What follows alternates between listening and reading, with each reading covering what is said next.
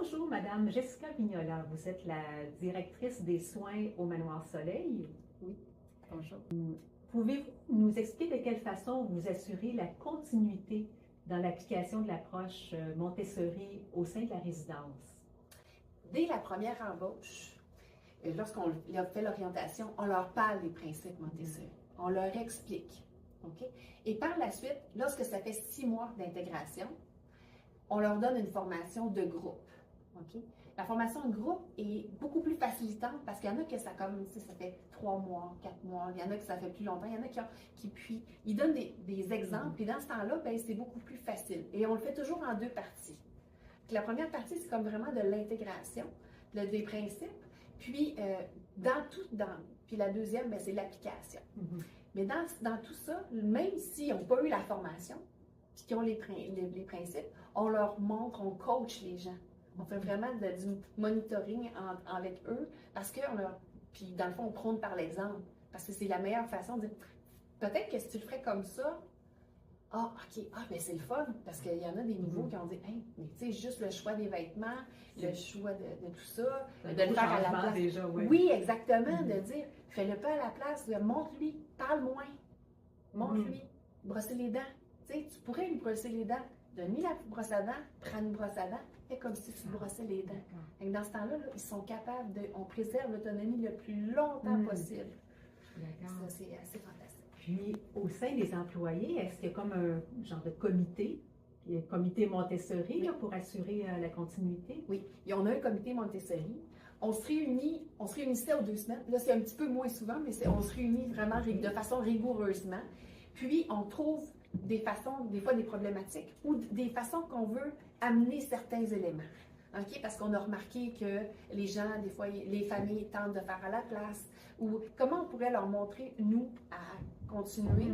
Puis, y a-t-il d'autres choses qu'on voudrait amener? Comme l'activité collation, que les enfants, il y a quelqu'un qui a remarqué, il dit, hey, on a une belle garderie ici, ça fait longtemps. Oui, c'est vrai, il y a une garderie qui est attenante au bâtiment. Non, elle est intégrée. Il y a des activités avec les enfants et pour vrai, c'est fantastique. Et là, dans l'après-midi, il y a un enfant qui vient donner la collation avec un préposé et il y a des gens qui ne mangeaient pas et maintenant qui mangent des collations. Ça, là, c'est vraiment merveilleux. Puis de sourire, les manifestations cliniques qu'on a avec les enfants, puis dans le fond, ils essayent de faire ensemble des activités. Fait que c'est vraiment fantastique. Wow, c'est beau. Puis, parlant de comité, j'ai entendu parler aussi d'un comité d'accueil des résidents, des nouveaux résidents. Oui. Alors, le comité d'accueil, ce qui arrive, c'est lorsqu'on sait qu'il y a une admission, alors qui est annoncée dans la chambre, exemple, 105. Il y a une admission, nous, dans le fond, toute l'équipe de soins, on sait. Donc, on va aller se présenter, mais 24 heures après, il y a un résident qui va faire le tour de tout établissement. Alors, comment ça fonctionne? C'est quoi les activités? Comment, tu sais, la façon dont le manoir fonctionne un petit peu, puis surtout l'environnement. Souvent, ça crée de belles amitiés. Ça brise l'isolement tout de suite en partant.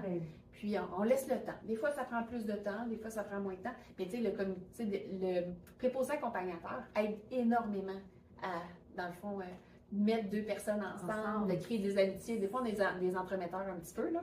Mais l'objectif, c'est vraiment de briser l'isolement. Ça doit être très rassurant pour le nouveau résident d'être... Puis les familles aussi, vraiment, parce que on est comme une bonne, une équipe. On fonctionne vraiment tout le monde ensemble, autant la famille, le résident, le personnel. Dans ce temps-là, c'est beaucoup plus facile et facilitant. Ah bon, c'est génial. Jessica, en 2018, vous avez participé à une conférence sur l'approche Montessori à titre individuel et vous êtes revenu avec tout l'enthousiasme de l'appliquer dans votre milieu de travail.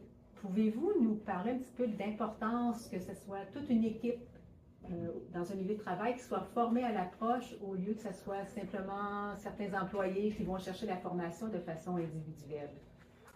Mais lorsque je suis allée à cette conférence-là, c'était toute la journée et là, on voyait des vidéos. Puis, c'était tout le temps l'organisation, toute l'équipe qui était formée. Puis, qu'est-ce que ça leur apportait, puis comment qu'on voyait le résident l'utilisation de cette méthode-là. Et là, j'ai fini la journée avec une larme, puis je disais, mon Dieu, que c'est fantastique. Je veux qu'on aille ça au Manoir Soleil. Alors, le lendemain, ben, quand je suis arrivée, j'ai parlé à Mme Grégoire puis à Nancy pour être sûre qu'il y ait une pérennité. Puis j'ai dit, je vais apporter ça ici. Je trouve ça, c'est merveilleux, ça va dans tous les projets de vie et compagnie. Et là, dans le fond, en 2019, on a commencé à faire des formations de toutes les équipes. Oh, wow. Et pas juste une personne. Et tout le monde a embarqué. Ça, beaucoup d'échanges, de choses. Puis là, il fallait le mettre en pratique. Puis là, on a pensé à certains résidents. Puis comment faire autrement des jeux présentés de façon différente. Et comment amener les familles d'amener cette approche-là de façon différente pour être sûr de ne pas faire à la place d'eux.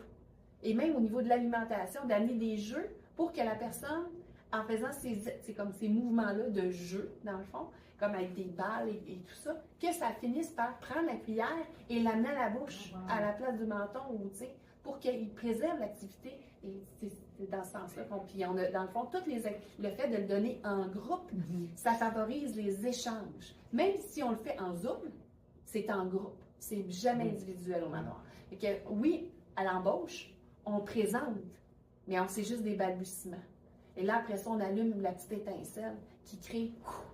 Alors, il y a vraiment des belles interactions au sein des équipes pour se motiver un l'autre à persévérer, à avoir des nouvelles idées. Là. Oui, parce qu'on a eu un peintre qui, dans sa vie, puis là, il ne peignait plus. Et là, il y a des équipes qui ont dit, on va amener de la peinture, on va amener des tableaux. Puis on a fait une exposition. Oh, wow. Puis c'est lui qui a donné le nom à toutes ces peintures et il y a des gens qui en ont acheté dans ces peintures. Wow. Donc oui, c'est ça, créer l'étincelle. Donc, un employé seul n'aurait pas pu amener tout ce changement, tout ce mouvement. Au manoir, on le fait rayonner. Mais pour le faire rayonner, il faut être tout ensemble. Ça ne peut pas être juste un travail d'équipe. Ça ne peut pas être juste une personne, c'est impossible. Super. Et ça m'a fait plaisir.